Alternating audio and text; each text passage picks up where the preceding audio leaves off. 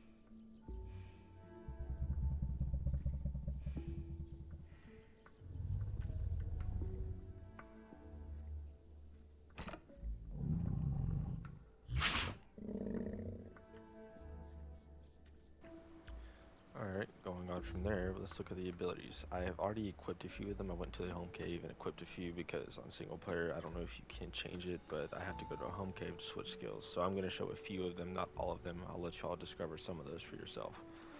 Your regular bite, and your, what is this? Fracturing bite, a delayed bite with a higher bite cooldown. Higher cooldown. It inflicts fracture on targets, slowing their sprinting speed by 20%. So it honestly doesn't exactly sound like bone break. It doesn't seem like you get a damage increase from it. It sounds like you just drop their speed by 20%. So anything smaller than you or another animal about your size, like a shooty, if you can get the drop on it, if you land a bite on that, that might help dramatically in hunting. And then we have Lone Survivor, which is a 10% armor increase and increased maneuverability when they're not in a group. Better for the solo players, obviously. And Quick Cleanse, which I have on my L1 circle, which is another type of sense. Nanuqsaurus begins cleaning its own wounds, healing bleed, venom, poison, and bone break. So again, really helping out the solo players that like just playing by themselves. And Quick Heal.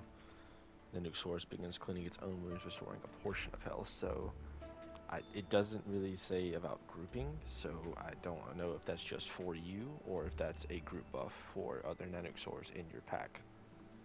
And then we have Carnage increases the attack by 20% within 75 meters of a corpse. So that's good for defending any bodies that you have from other people that are trying to take it from you or anything like that. Metabolisms, which are only able to eat meat, hypercarnivore, and food drains much slower. Scavenger can eat meat, carrion, and bones, fast food, and water drain. So typical metabolisms. Thick coat. This one was interesting to me, caught my eye. Your feathers keep you warm at night, boosting your health and stamina regeneration stats by 10%. During the day, your maximum health is increased by 10%. So this animal seems very circumstantial with builds, like a few other carnivores that have the day and night hides. The other two hides, which are adamant scales, increases armor by 10% and knockback resistance by 40%. So that I haven't messed with the new Pachy yet, so maybe this is something to counter the Pachyrhinosaur in aiding in hunting and defending from it. And resilient scales, increases bleed and venom by 30% healing. So Then we have legs. Enduring legs, 20% reduced knockback and fall damage, accelerates 50% faster. And traction increases turning speed by 10%, decreasing stamina recovery by 30%. And we have backlimb ability, dash, activate for a quick forward boost of speed. Your balanced tail, which is a 5% increased turning, normal, and then an attack that causes light damage on and knockback on your regular tail attack, and then tyrant roar, which I was kind of expecting it to show up, but it's a little different from the other tyrant roars. Increase the attack of all Tyrannosaur in your group by 11% within 30 meters for 1 minute. Able to stack up to 4 times. I don't know why it's 11% instead of I think what's normally 10%. Maybe it's just for the being a mid-tier, maybe sub-apex dinosaur. That might be the reason, but I don't really think that would be too drastic of a difference. And let's go ahead and show off the ones that I've equipped, which we got a regular bite, our fracturing bite. So you have to time that properly to get it off and be within, you know, striking distance of ambushing a herbivore. Then we have dash, which I think we can just activate. Yeah, okay. So it's if you're sprinting, kind of like the tail fan for the raptors. If you're sprinting, you can pop that off and get a little closer to your target. Or evading, dodging as well could help. Let's see how that looks. Alright, okay, that's not bad, that's cool. And then we have our wound cleaning. Let's see what that looks like. I think we have to hold it. I'm holding it. I don't know if you have to, but that's what I'm doing.